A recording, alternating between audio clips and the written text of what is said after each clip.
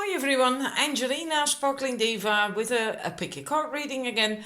And this one is on Beltane, your Beltane message, which is also called, probably better known for most as May Feast or Festival, May Festival, which is celebrated in countries on May 1st. Not in my country so much, I don't think, but I believe in England it is still celebrated. And it's a Celtic festival, and they called it Beltane. And well, they lit fires. It's a fire festival, and then all the people, cattle, etc., were driven through the fire. Well, the cattle then, right? You don't drive people through fire, or in between, not through it, in between the bonfires to cleanse the cattle after having been in the stables from whatever negative energies. And so it's a lot about letting go of the old and making a new start, basically like New Year. It's also a time now with Beltane where the veils between our world and the spirit world are very thin. So it's very easy now to do rituals and to get messages and so on. But anyhow, for you, we're going to look at what you should let go of in the Beltane fires and what you should cultivate, allow to grow. So we have three choices. For the numbers 1, that's fire calcite. For the numbers 2, a cornelian heart. And for the numbers 3, an Atlanticite. So please make your choice. If need be, pause the video. I'm going to start. Right, numbers 1. Your first card, this is what you have to let go of, and that's Pele transformation. And that card says that you've been under pressure for way too long, and that can have led to irritations, annoyance, possibly even illnesses, not feeling all that well, and it is just too much. And it is really time that you stop that you let go, and then you have to then use, which is wonderful now with Beltane because it's a fire festival. You can use the fire of Beltane, which can also be tuned into as the element of fire, right? To cleanse all that and to heal, transmute, transform old wounds and pain and stuff like that. Everything that is actually not serving you. And because it is time for you to re-emerge in almost like a new you, a transformed new you. And like the phoenix rises from its ashes. So it's really time for you to let go and not put so much pressure on yourself, or maybe you allow other people to do that, and to stop that and cleanse that with fire and feel reborn again, rejuvenated. And the funny thing is that also comes up with what you have to cultivate. Couldn't have been a better match. We have Uzume, Japanese goddess, and then it says humor. And the message of that is what you have to cultivate is to not be too serious in life. Look at where in aspects of life where you maybe have been too serious and too focused and trying to get things done and working and doing and all that stuff, and that you have to learn to also enjoy life and have fun and laugh and giggle and just enjoy life, be more lighthearted and be silly and let your inner child play. And that will really help because that makes life a lot easier, but it can also heal and it brings flow back, right? and then it doesn't feel heavy anymore. Life is going to be much better if you do that, more balanced. So that's your message of what you have to cultivate. More fun in life, laugh as well. I mean, look at that woman, right? She's really laughing. So that's what you have to grow. And that's what I have for you for Beltane. I'm wishing you a blessed Beltane. And thank you for watching. Right.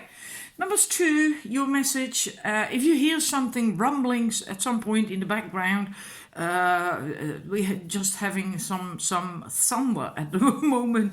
Anyhow, your first card, what you have to allow to be burned away in the Beltane fire. So what you have to let go of. We have Ma'at, and we have, it says Judgment. Now, what this card is about, it says that you have been carrying an awful lot of weight on your shoulders. Now, come on, camera, don't do the in and out zooming, because it's really annoying.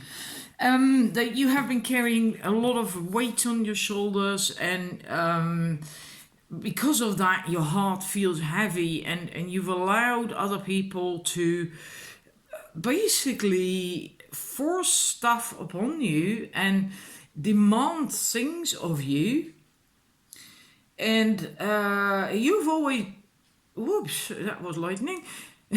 You've always given freely and wowza, and not received back, not received yourself. You've always stood for justice and truth. And you can feel sad maybe at times that other people don't live according to these principles like you do. In that, I don't know, I'm so sorry about this with the camera. I don't know why it's happening. It must be the weather. I'll just close the curtains first. Well, I have no idea why it is happening. I hope it's not going to do that anymore, because it's really annoying. Anyhow, you can feel unbalanced because of what's going on or what has been going on. Feel that you do not have control. And that's something that is a point to learn and to try to let go. You shouldn't want or try to control other people, how they live their life, and whether they have the same norms and values, etc. as you. It's their path to learn to deal with that, right?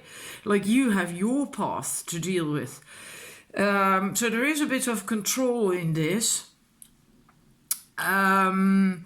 It can also happen or have happened that other people are judging you for what you're trying to achieve. Maybe you got into some conflict situation where you are trying to make people live and feel according to similar principles as yours, and then they, as a reaction, start judging you. That is possible. I'm not saying that's the case. It's just a possibility. In any case, the message is also that you have to become the judge of your own life. So let go of taking on what other people do, or that you take on the responsibility of burdens that are being forced on you by others. Let that all go and just become the judge of your own life. And that's the bit that you have to let go of. And also that way you deal with things that aren't true, maybe stuff that's being told about you or whatever, the judgment of other people. It doesn't really matter.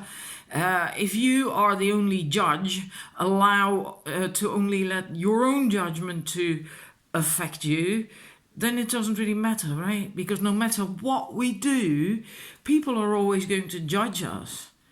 And we have to learn to live with that, you know. It's, a simple thing, the effect of life almost, unfortunately. And what you should cultivate more, we have Rhea, trying to put it so you can see it better, Yeah, I had to use a different angle for the light, otherwise I think it helped with the whatever's going on. I'm not certain if that had to do with the lightning, but anyhow, you have to cultivate flow. It says that if you maybe feel or have gotten stagnant and nothing seems to be moving at all in your life anymore, that feeling, right? Sometimes you have that. That means that the flow between you and the universe has gotten blocked. And that can happen when you fear that your desires will not be met, or when things move so fast, but seemingly in a different direction from what you had hoped for, from what you had expected. And yeah, it's quite logical, because then we tend to dig our heels in the sand and to not cooperate, because it's like, I don't want to go there, right? So the message is, well, you have to cultivate more that to trust. So simply trust the flow of life. And if you do that, if you can do that, just let go and flow with the river. And even though you might not know, maybe you can't see where you're going to go because there's a bend in the river or whatever, and you can't see, but just trust. You have to trust. And then you might end up in places where you've never ever been before yet, right? And that might feel a bit scary because it's unfamiliar, you don't know what to expect, but it's also where the magic is. It's in that. So that's what you have to cultivate more. So in a way, that's again about that control, letting go of control and just flow, trust and flow. And then everything will just work out. But also, yeah, your life will feel so much better, become far more effortless. Because here you're actually kind of like rowing upstream, struggling, right? And here you don't do that anymore. You trust and you just go with the flow. And that's what you have to do more. So that's what I have for you, numbers 2. Thank you for watching, and a blessed Beltane. And I'm going to the numbers 3. Right, numbers 3. Your first card of what you have to let go, let burn away in the element fire, or the Beltane fires. Ereshkigal. I'm not certain. A Sumerian. She was a Sumerian, well, let's say goddess. I'm not certain. It doesn't actually say goddess, but she is Sumerian. I'm so sorry. This could say that you have actually had quite a tough time. And I think for many, it's even quite a tough life in the sense that much was controlled by emotional blackmail, and you were a victim of coercion, and that your own wishes and desires in a way always came second to other people's because of their demands on you. And of course, that's something that you have to stop, because you've become a victim of that, of the coercion, and that can have created fear, feelings of guilt, feelings of shame. And yeah, that's also not particularly pleasant to walk around with, right? And sometimes quite difficult to let go of. Element of fire is very powerful to transform, transmute. So it might be very helpful, especially now with Beltane, where the energies are so strong. And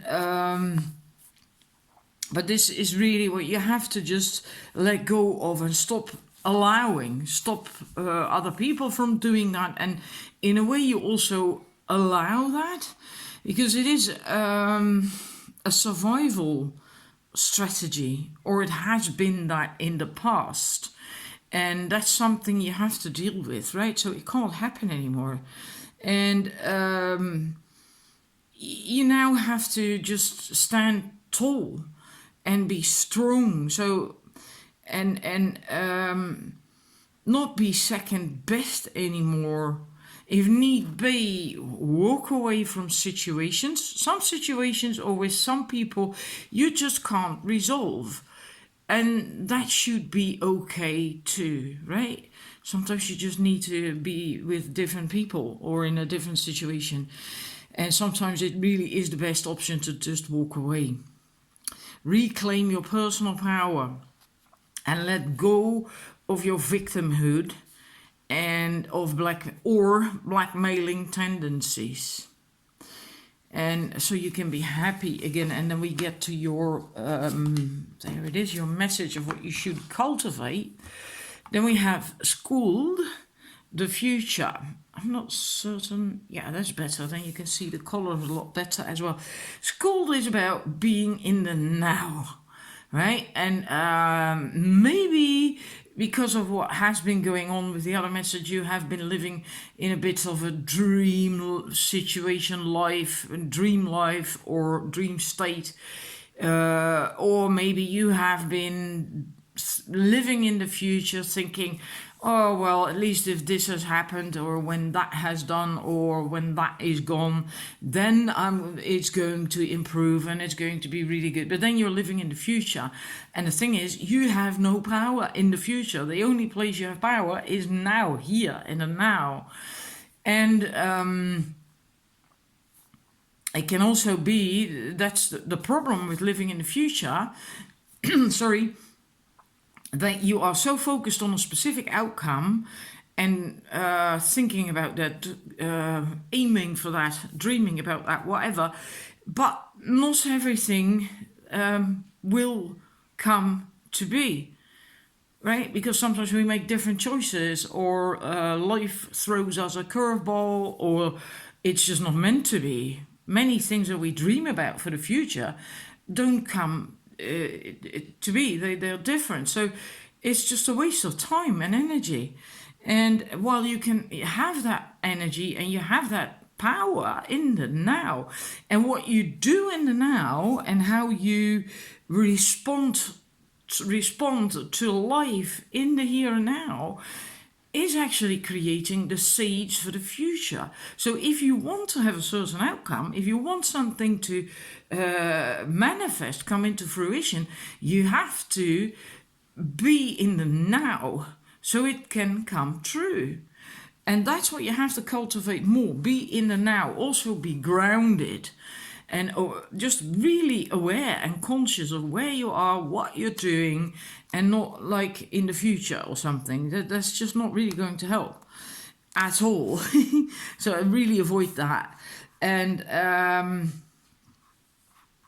if you do that, you will also get into alignment, right?